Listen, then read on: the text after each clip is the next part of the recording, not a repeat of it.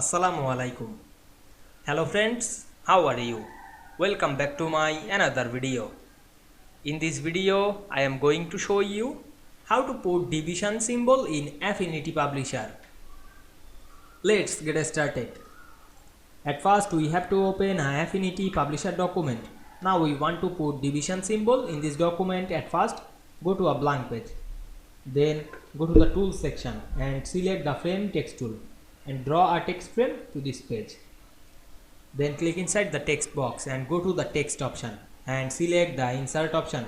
Then we go to the maths option. We can see here many options. Now I am select the divide. Then select it and we can see we insert the divide or division symbol very easily. I hope you enjoyed the video. Please like, comment, share and subscribe my channel. Thanks for watching.